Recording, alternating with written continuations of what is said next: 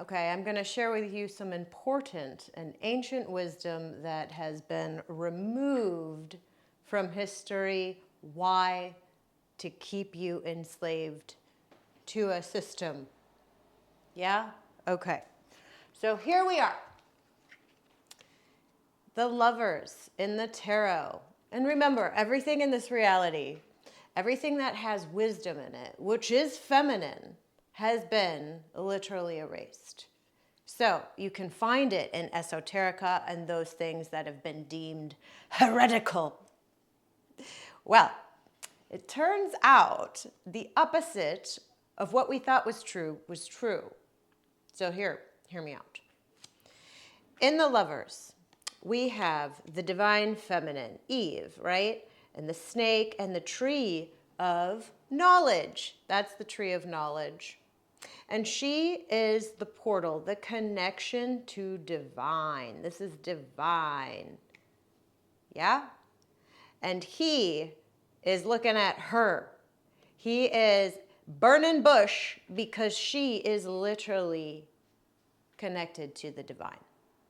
Now, this is called heaven. This is the lovers. And she is within all of us. It is your heart. And the mind should be flaming for that heart, right? But as it manifests, this is the divine union. This is true love. Okay? This is heaven, right? This is heaven. This is what we all want. That. This is hell. Look it's the same thing, but they are chained to each other. In this one, they are free. In this one, they are chained to each other. And this is the devil. This is hell. This is heaven. They are free. And she is highly connected to the divine realms because she is the Holy Grail, the womb, the wisdom, tree of knowledge. And he is looking at her and she's looking at divine, right? Look at that. They're literally looking at each other. They just have a little bit like, you know what I'm saying? Like he has some flame and she has some grapes. But they're looking right at each other and they are tied to each other. Now this is called codependency. Codependency. So this is the realm of codependency that we were born into. Because we were born into sin, a version of hell, codependency. Where we have, this is the masculine, and he's angry and he gets jealous, the masculine. And this is the feminine, and she's death and she's mourning. And this is an ancient Egyptian prophecy. And by the way, tarot came from the wisdom of ancient Egypt. And Egypt was wiped out, the wisdom of the union of masculine and feminine and the importance of that. So I'm here to bring it back because this is the ancient wisdom that we are all missing for our crown, our happiness, our enlightenment, our love, our divine union internally with divine and the goddess and God within, and therefore having a full cup to be able to share that with someone else. So instead, we're looking for love and we're never finding it because we're down in this codependent realm. And we can get married and have some kids and whatever. But the people that are really looking for this enlightenment, this freedom, this kind of love, this co-creative energy is wisdom. It is your heart, following your heart. It is Sophia, wisdom, crown. Yeah? This is your fortune. This is a new way of making money off of your wisdom. And wisdom is so important and so valuable in today's world because the problem is not evil. It is ignorance. It is a lack of wisdom.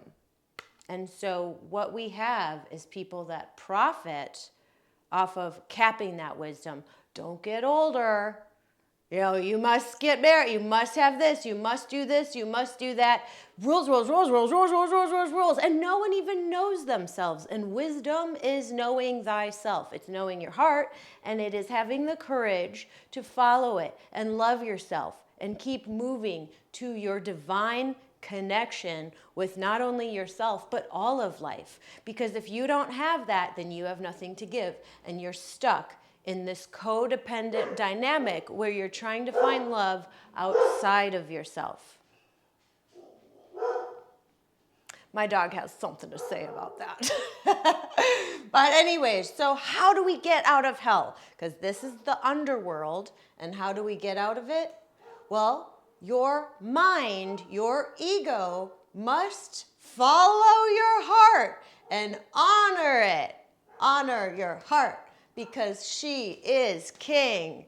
See, everything is actually the opposite of what we were told, because we were born into an enslavement system of fear and separation. We were born into this.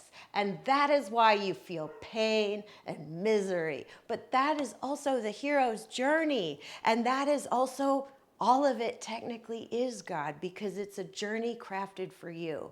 If you crave this, then that is part of your life path. That means that that's available to you.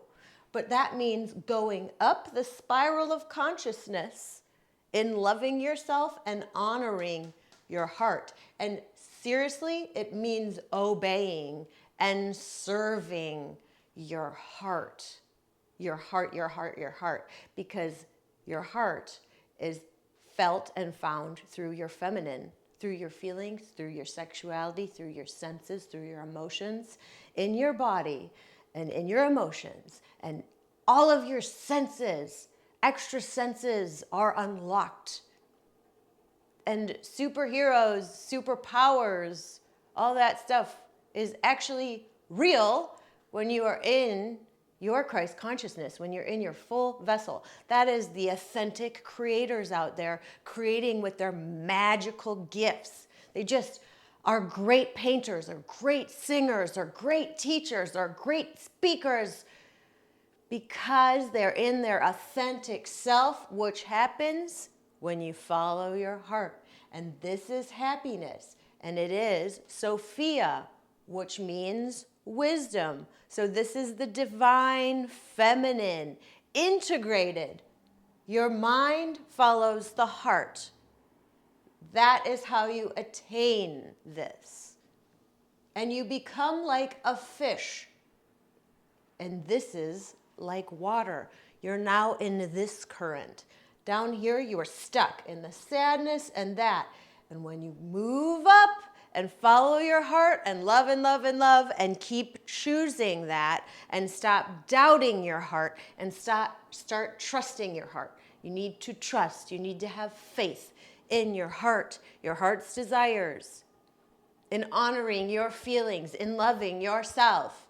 And through that, and obeying and serving your heart, which is God, and God is both masculine and feminine. It is the source of life within you. We all have both masculine and feminine within us. But the way to find God within you is feminine. Because masculine has been, your mind can just be manipulated. It's all sorts of programming that made you not listen to your heart. We do not have a heart-forward society, right? Because if we did, we'd all be living in world peace. You know? The world would be a lot different. We would have just like reverence from the earth. We wouldn't be over-consuming.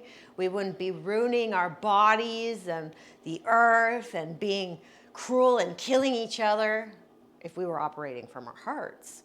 So that's why this is the most important teaching on earth, because it is the only way to world peace, is finding that peace and love within you.